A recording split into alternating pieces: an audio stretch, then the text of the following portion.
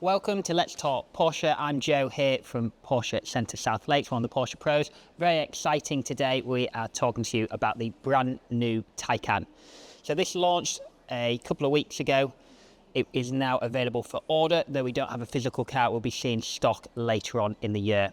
So it's a mild facelift for the Taycan, but a big improvement on the electronics and the battery capacity. So initially from launch, there is the Taycan, which is a rear-wheel drive model, Taycan 4S, so you gain the four-wheel drive with a little bit more performance, a Turbo and a Turbo S, which is the range-topping model.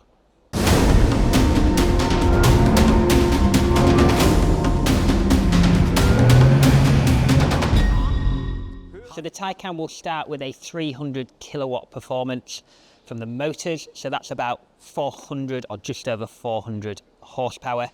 The range topper Turbo S will have 700 kilowatts, so we're talking over 950 horsepower performance. So unbelievably quick. They also now have the push to pass feature, so the button on the steering wheel gives you a performance boost and increases the power for a short duration to give you that extra bit of performance to overtake. So the range has increased on the Taycan's 35% better range, they're claiming, so that's helped by the 105 kilowatt battery, so a larger battery when opted for the Performance Battery Plus. Also regeneration on the vehicle, so it will recuperate at a much higher rate now, so when you're actually slowing the car and applying the brake, less mechanical brakes and more recuperation will be applied to the motors, so helping gain more charge back into the battery, so there's a big increase on that. Not only that, the thermal management of the battery and the motors has been improved, along with the software and the driving dynamics to all help increase the range. So we will see a WLTP figure of over 400 miles on paper from some of the models.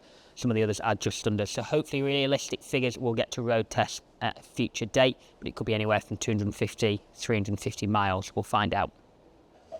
Other performance changes, the rear motor now has more power, and the car itself is actually 15 kilograms lighter, so that in itself helps the performance and the range.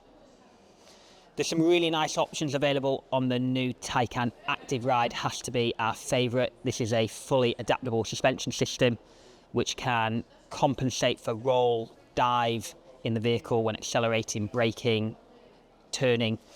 Each wheel independently can be adjusted in height and the stiffness of the dampening. There's some really good sort of test shots of this working on the new Panamera hybrids and the Taycans.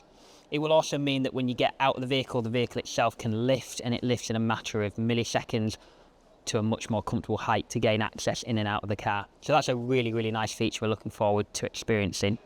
So as we said, the main differences on the new facelifted Taycan is just that, it's the performance and the technology improvements. Visually, there are some mild changes, so a slightly different appearance to the front end of the Taycan, depending on the models as well. The turbos have slightly different bumpers again. On the inside, some new colours available for the leathers, so black grey, which is very unique, and the vegan upholstery has been improved. So this is Porsche's Pepita fabric, which is also known as houndstooth.